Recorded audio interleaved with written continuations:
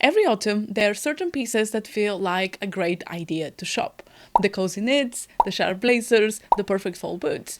But then real life hits and some of them turn into regret buys. So in this video, I'm going to break down 12 fall pieces that most people regret buying and what to look for instead. So if you want to stay warm, stylish, and actually get your money's worth from your wardrobe this season, then keep on watching. So this first one may actually surprise you because it is oftentimes hailed as an autumn-winter staple, and that is a cashmere jumper.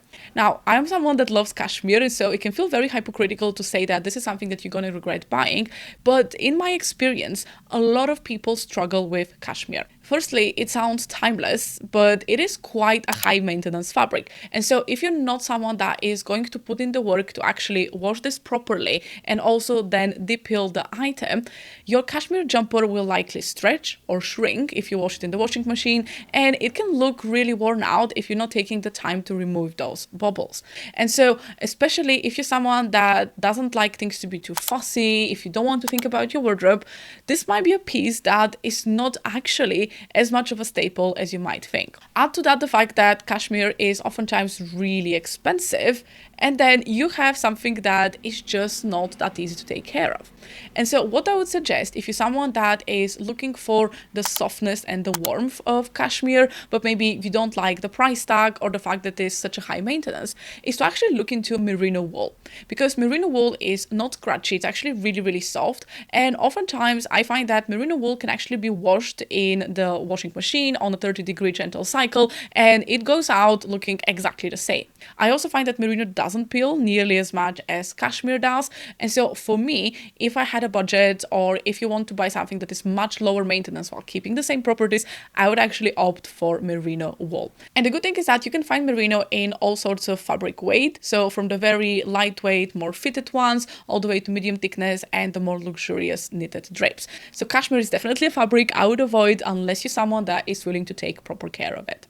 Now, speaking of fabrics, you might think that something like a polyester or acrylic jumper is actually really easy to take care of, and that is true for the most part. It's much easier to wash.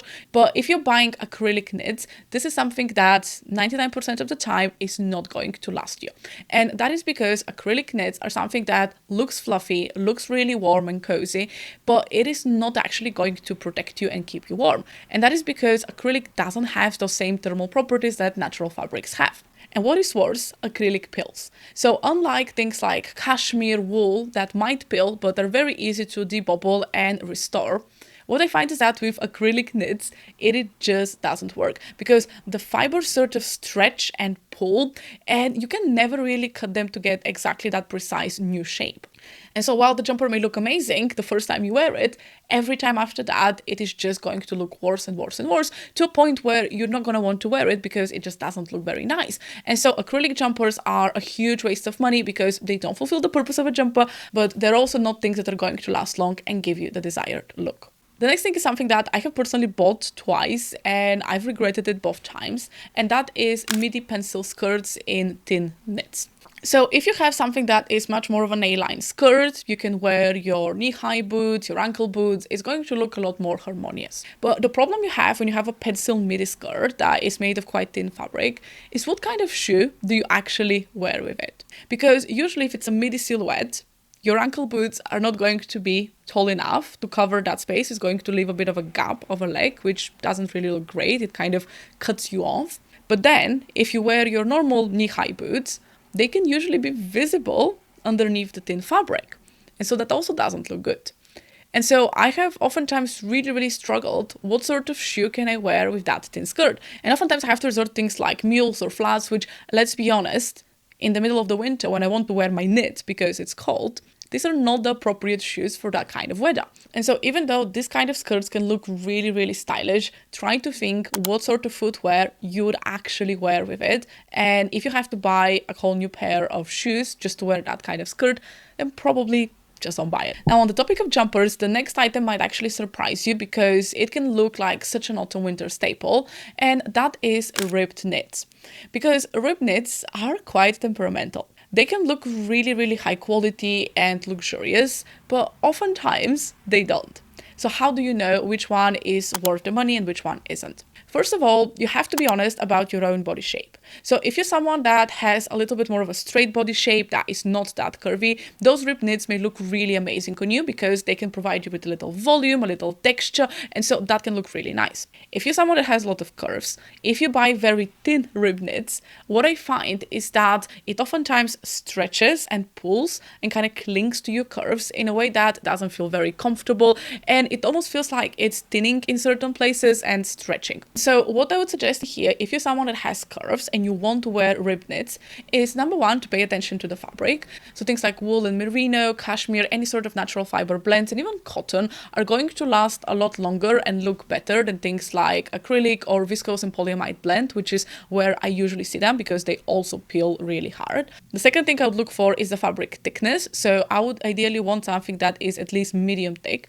But the biggest game changer that I have found when it comes to those jumpers, if you have curves, is to actually buy a size larger than you normally wear, because those things are usually made to fit someone with a much straighter body. So even though you technically can fit into a medium size, for example, like I do, it doesn't look great. Versus if you go to a size large or even extra large, you'll find that the ribs actually stay quite straight and they give you that much more elegant feel, this much more body skimming effect rather than clinging to every single bit of your body.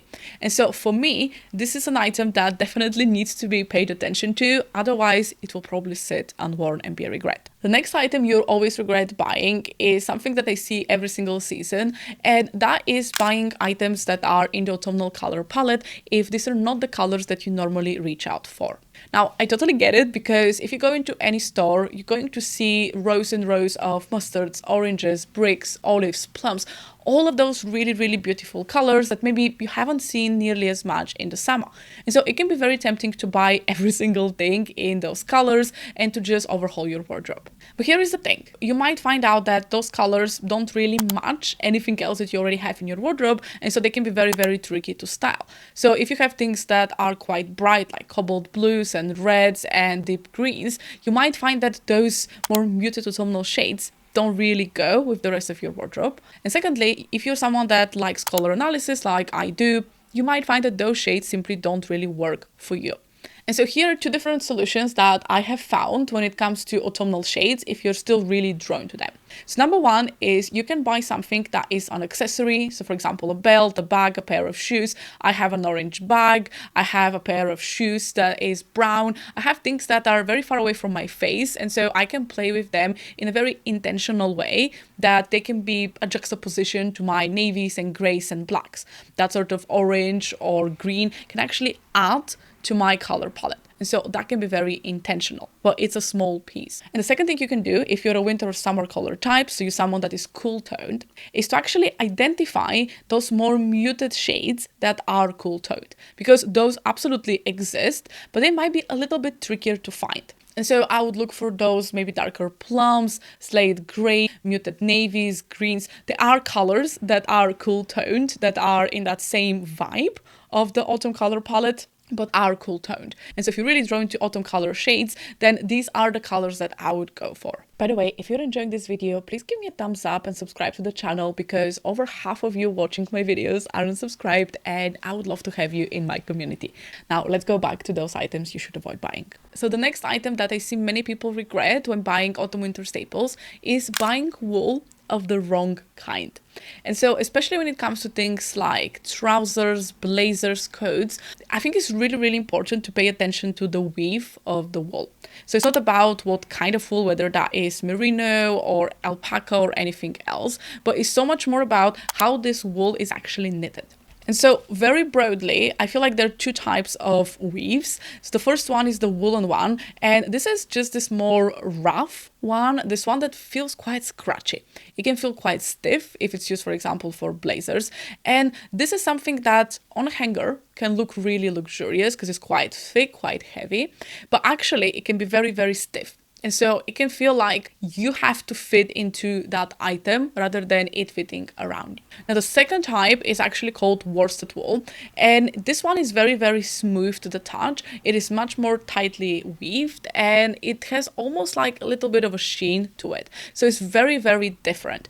And so that kind of wool because it feels very smooth, it is much more malleable while still being structured. And so that kind of worsted wool is usually the type of wool that I would look for when it comes to blazers, to make them a lot more comfortable as someone that has curves. The next thing that pops up so much during this period of time is any sort of fluffy, cozy knits. And I am a really huge fan of those. They can look really interesting when it comes to texture.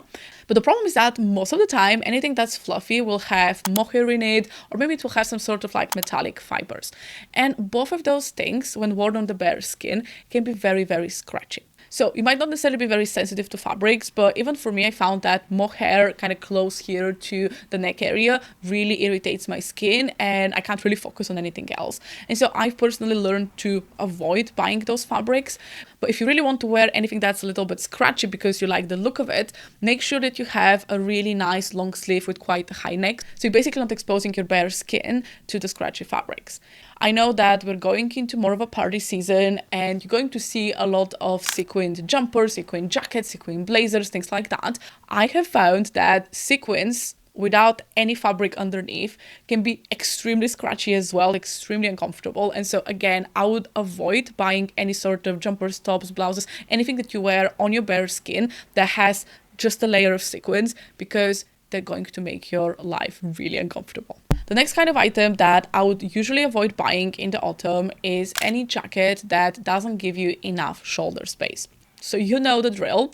They're the kind of jackets that are what they call t-shirt jackets. So basically something that you can put a t-shirt on and you wear the jacket and then you're comfortable. But the moment you start adding even the thinnest jumpers, this jacket starts to feel a little bit too tight. Maybe in the sleeves, maybe in the shoulders, maybe when it comes to buttoning it up, it just feels a little bit too small. And so depending on where you live, you might have your entire winter to have that kind of weather, which is fine. But where I live, we literally have about 5 days of t-shirt and a jacket weather before it gets too cold. And so I have to wear a thicker layer underneath my jackets. And so the really important check is to actually lift your hands, stretch yourself, try to hug yourself, and really see how this jacket feels with something slightly thicker underneath. And if you're not comfortable in store, chances are you're not going to wear that jacket as much, and it's going to be a regret purchase.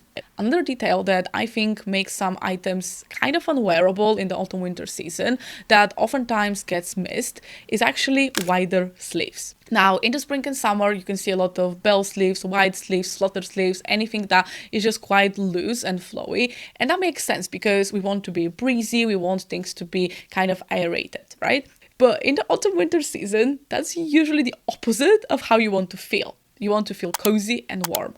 And I have made a mistake a few times of buying jumpers that have wider sleeves and even coats that have wider sleeves. And what happens is that this wider sleeve doesn't actually stick to my skin, but actually just lets the cold air in. So it's not actually being protective and keeping me warm at all. Another thing is that I oftentimes get stuck on door handles when I'm entering because of those very wide sleeves.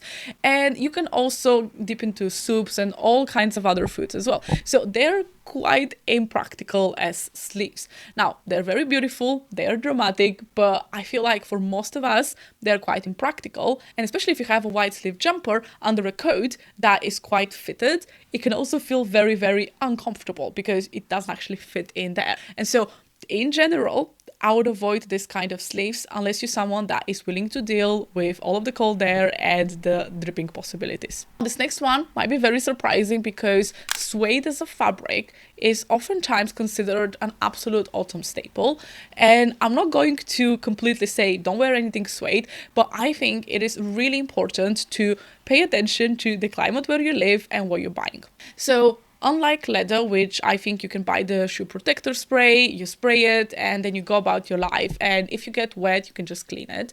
When it comes to suede, it is much more of a temperamental fabric. Because yes, you do have those sprays that you can protect your suede, but if it gets really wet, if it gets soaked, if it gets dirty, it's much, much harder to clean. And also suede can actually stiffen if it gets too wet. And so that's not what you want in your shoes, in your jacket, in your bags.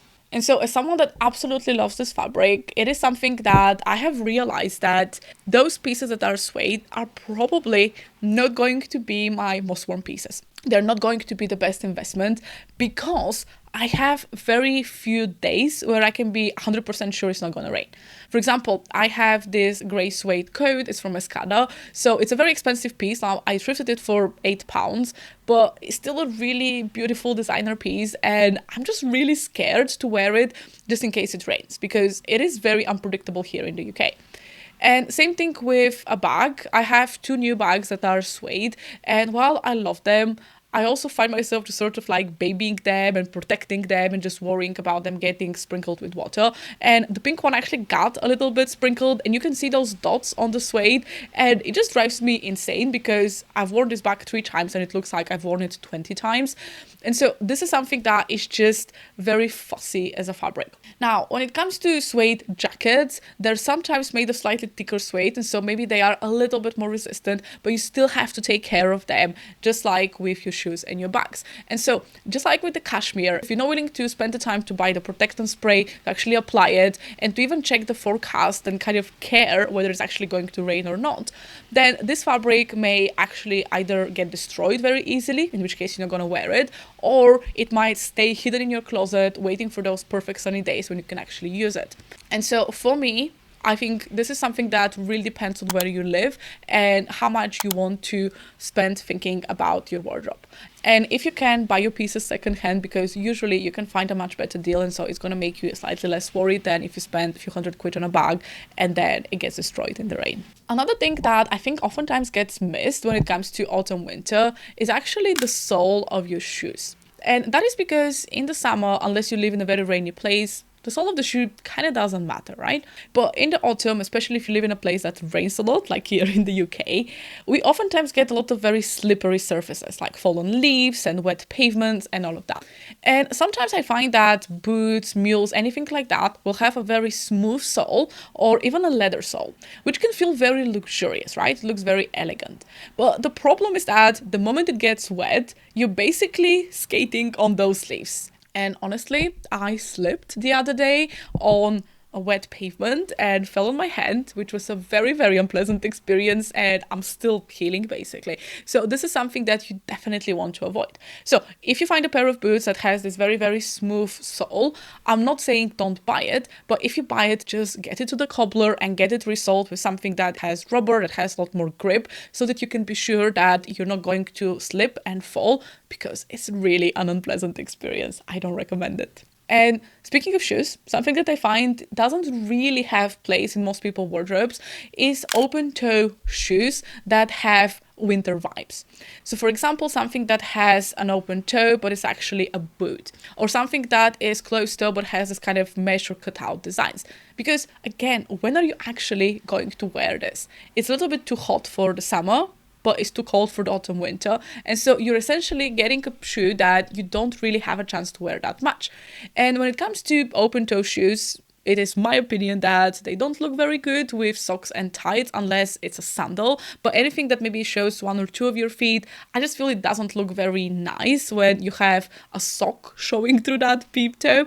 And so personally, I think that looks a little bit weird. So if you're someone that wants a sort of an open shoe that you can wear in the autumn, I would oftentimes prefer to expose the heel. So I would pick something like a mule, maybe a loafer, anything like that, that still shows a bit of skin, but it is actually closed at the front, and so it's going to protect your feet and it's going to allow you to wear different socks and tights while still looking absolutely fine. So let me know in the comments, have you purchased any of those regret items? Do you have anything that you would add on this list? And if you want to check my summer version of this video, then click here, because I have a lot of really specific items that I would avoid buying in there. I'll see you there.